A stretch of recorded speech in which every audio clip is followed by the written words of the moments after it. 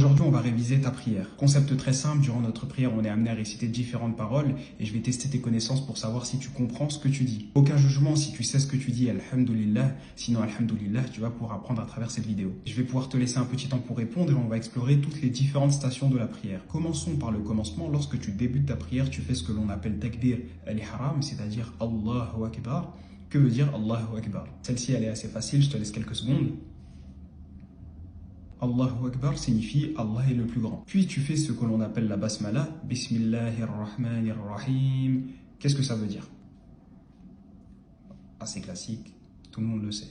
Bismillahirrahmanirrahim veut dire au nom d'Allah, le tout miséricordieux, le très miséricordieux. Puis tu enchaînes avec Surat al-Fatiha et d'autres versets du Coran. À la fin de ces versets, tu vas refaire un takbir, Allahu Akbar. On va pas forcément les traduire. Et à ce moment-là, tu es en position de ruku', en inclinaison. Dans cette position, tu vas prononcer la parole Subhana Rabbil Azim. Qu'est-ce que ça veut dire?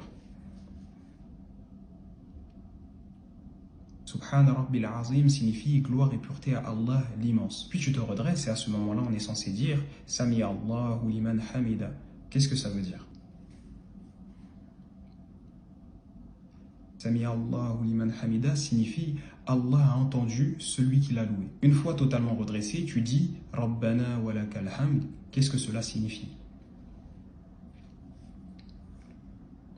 Rabbana wa lakal hamd signifie ô Seigneur et à toi la louange. Ensuite, tu te diriges vers la position de prosternation en sujoud, toujours accompagné d'un takbir. Une fois prosterné, tu prononces la parole Subhana Rabbil A'la. Qu'est-ce que ça veut dire? Subhana Rabbil A'la signifie gloire et pureté à Allah le Très-Haut. Puis tu te redresses en position assise, toujours accompagné d'un takbir, et tu prononces la parole Rabbighfirli.